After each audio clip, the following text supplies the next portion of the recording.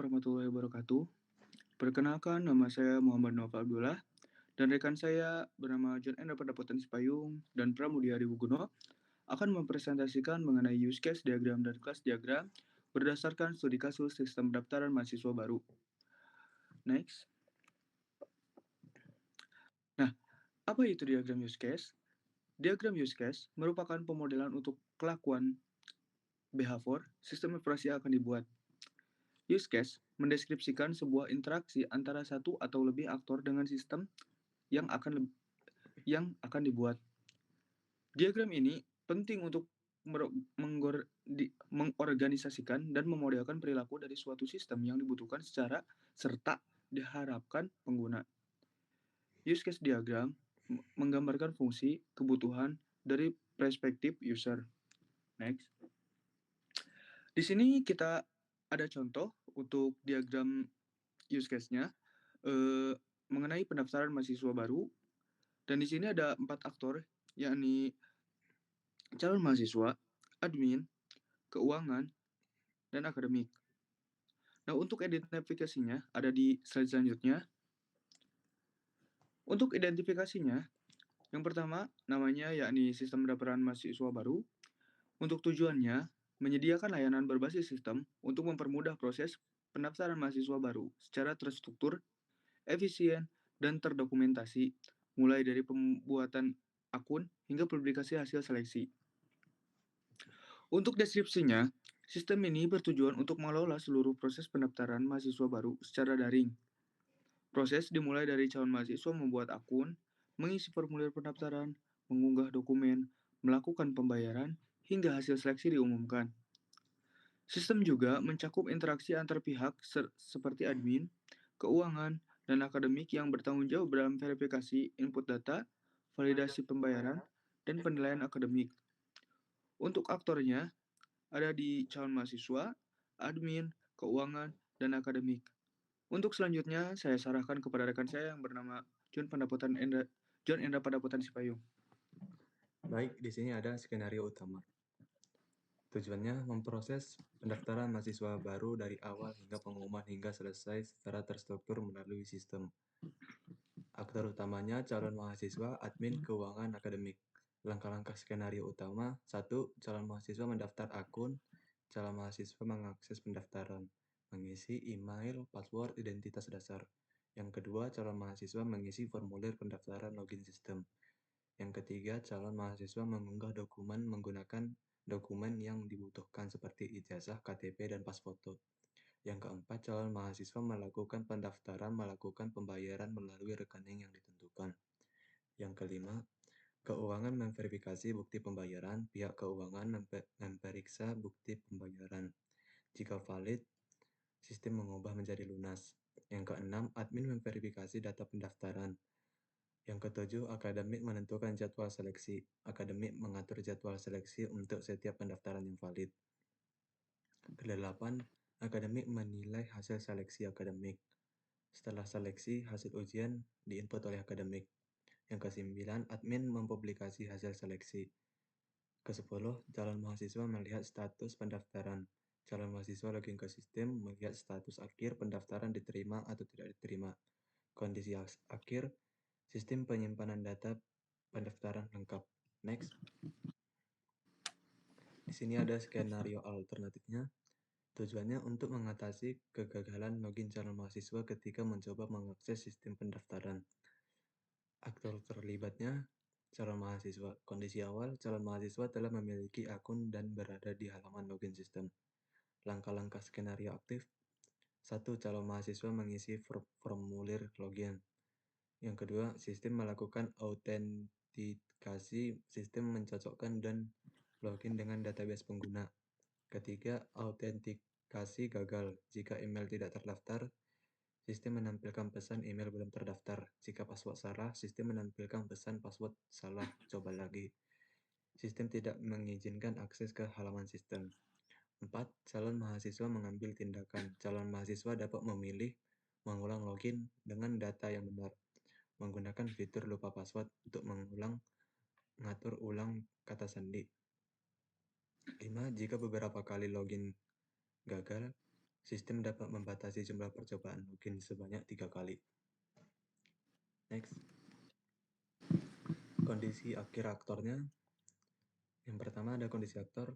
Autentikasi berhasil setelah input benar atau calon mahasiswa gagal login dan meminta melakukan tindakan pemulihan akun.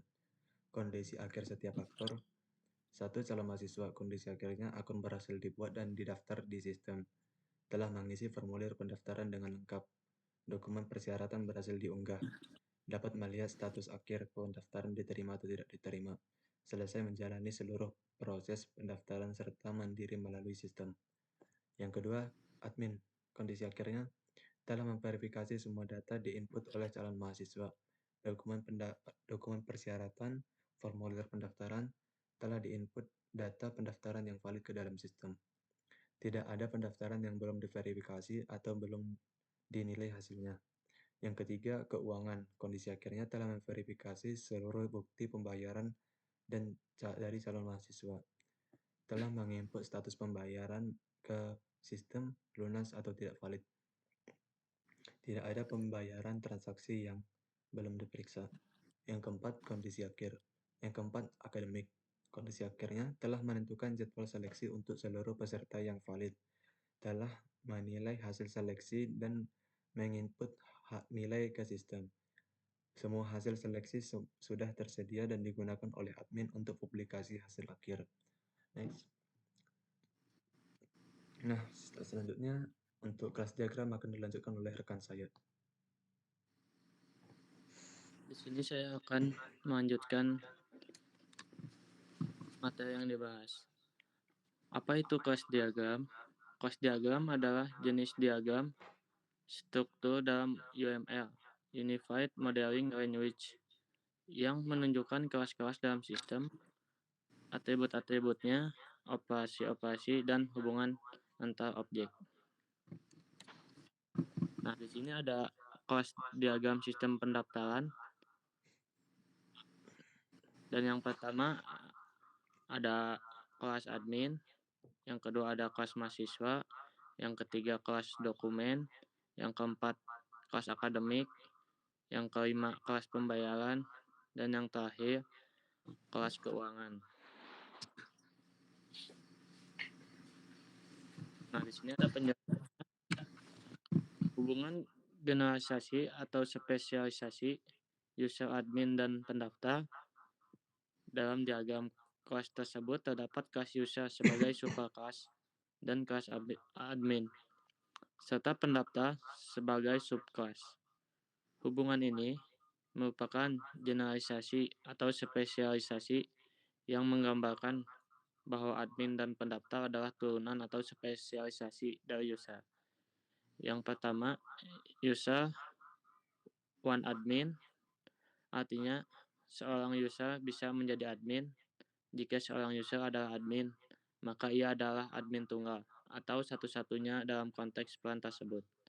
Dan yang kedua, user many pendaftar, artinya seorang user bisa menjadi pendaftar atau tidak sama sekali. Jika seorang user adalah pendaftar, maka ia termasuk ke dalam kumpulan banyak pendaftar. Dan di sini ada tabel.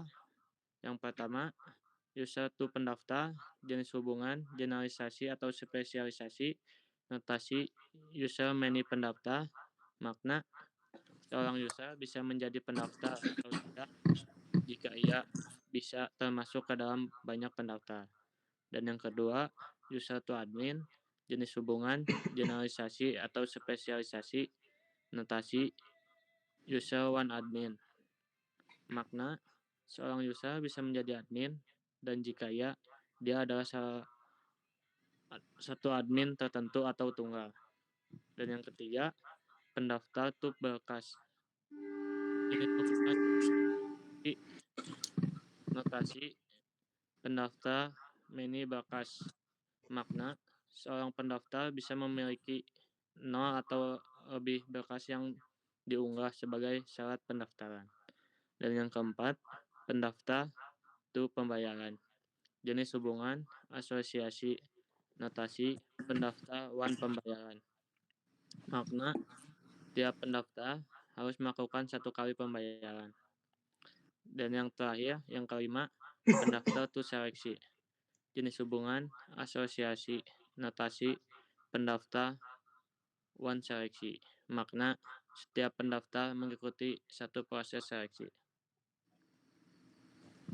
Nah, sekian dari kelompok kami. Mohon maaf bila ada salah kata. Wassalamualaikum warahmatullahi Warahmatullahi wabarakatuh.